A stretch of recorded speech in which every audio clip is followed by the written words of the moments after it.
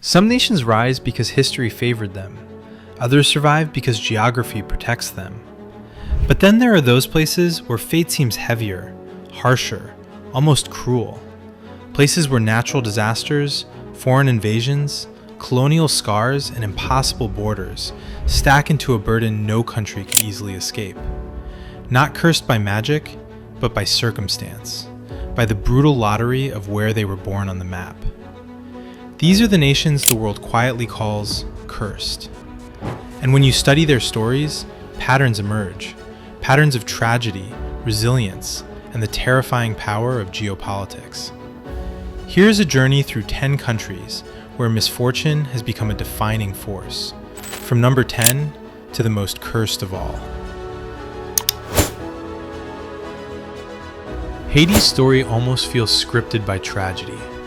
The first Black republic in the world, born from a heroic slave revolt, yet punished for more than a century by the same colonial powers it defeated.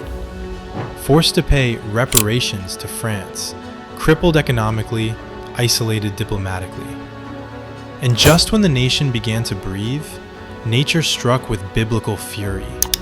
The 2010 earthquake wiping out entire cities, followed by hurricanes, cholera outbreaks, and constant political collapse. Today, gangs control neighborhoods, governments fall like dominoes, and ordinary Haitians live inside a cycle of disaster they never deserved. Haiti is a country beaten down by history and hammered by the earth itself. Move east, into the mountains of Afghanistan, a land every empire thought it could conquer, but none ever understood. British armies fell there. The Soviet Union tore itself apart partly because of it. The United States, with all its power, could not reshape it. Afghanistan is cursed not by its people, but by its geography. Landlocked, rugged, tribal, divided by terrain and surrounded by rivals. The nation has no real economy beyond agriculture, and minerals no one can extract safely. With no ports, no easy trade routes, and every major power treating it like a chessboard, Afghanistan became the graveyard of empires, because it was first the graveyard of stability, a place where geography dictates conflict. Then you reach Somalia, coastlines that stretch beautifully along the Indian Ocean, yet cursed by drought, famine, civil war, and a collapsed state that never recovered. For decades, there has been no strong central government. Foreign fishing fleets plunder the waters, feeding the rise of piracy. Climate change punishes its already fragile agriculture. Warlords carve territories. Militants exploit chaos. It's a country with strategic value but no structure, wealth in the sea but no protection, and people resilient enough to endure what most nations could not. Across the Gulf of Aden lies Yemen, an ancient, breathtaking land torn apart by modern proxy wars. Yemen sits on the Bab el-Mandeb Strait, one of the most important maritime choke points on Earth. And that, unfortunately, is its curse. Whoever controls Yemen controls trade. That reality invited foreign armies, airstrikes, militias, blockades, and one of the worst humanitarian crises in living memory. Children starving, cities in ruins, disease everywhere. Yemen's tragedy is simple and brutal.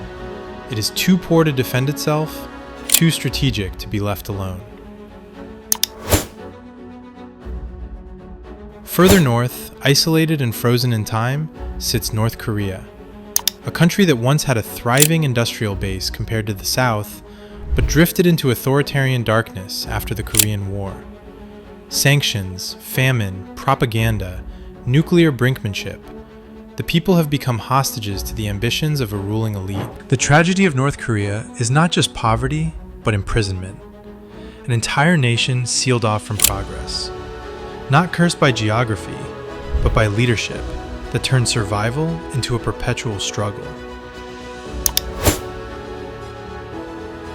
Then we reach Venezuela, one of the most painful examples of a resource curse.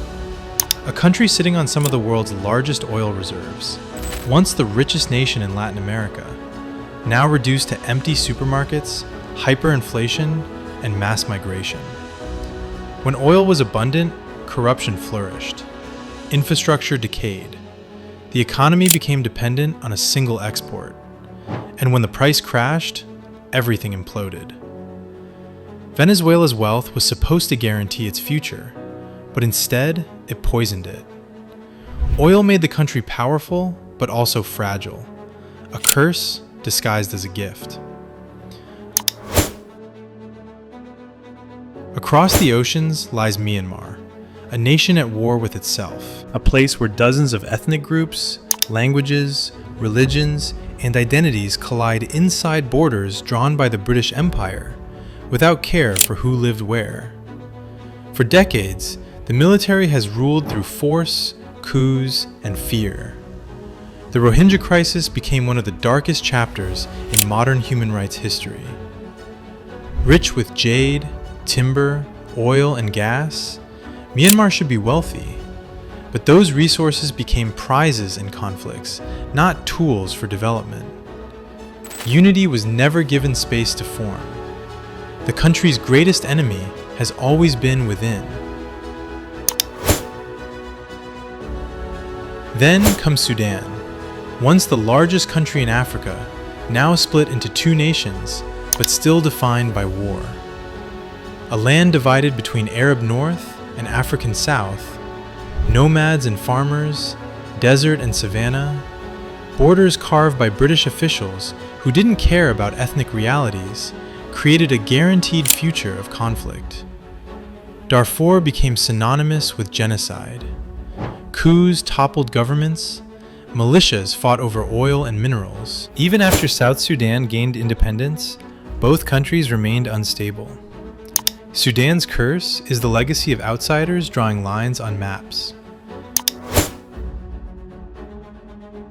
But no country embodies the curse of resources like the Democratic Republic of Congo.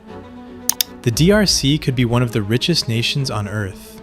Its soil contains cobalt, coltan, gold, diamonds, copper, minerals powering smartphones, electric cars, and global technology. Trillions of dollars underground.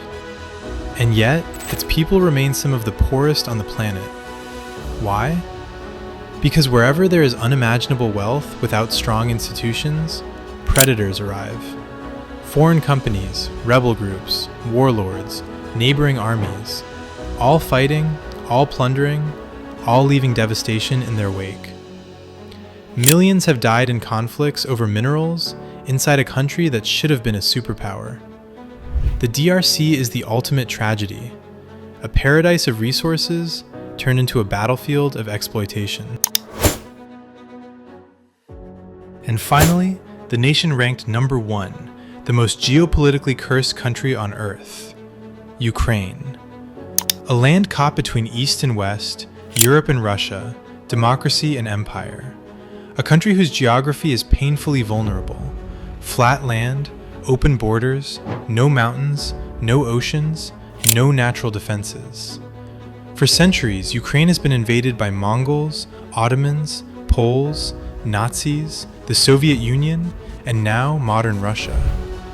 Its farmland makes it the breadbasket of Europe, a blessing that becomes a curse whenever empires hunger for power or control. Ukraine is not cursed because of its people or culture, but because it sits on the fault line of civilizations, a crossroads so strategic that peace rarely stays for long. And yet, calling these nations cursed oversimplifies their stories, because despite the tragedies, despite the borders, the earthquakes, the empires, the wars, and the injustices, every one of these countries also holds resilience, identity, and hope. No nation is cursed forever, but some are forced to fight harder than others to escape the consequences of history. The deeper truth is this: a nation's greatest curse isn't geography, or colonialism, or bad luck. It's the weight of the past, and the struggle to finally break free from it.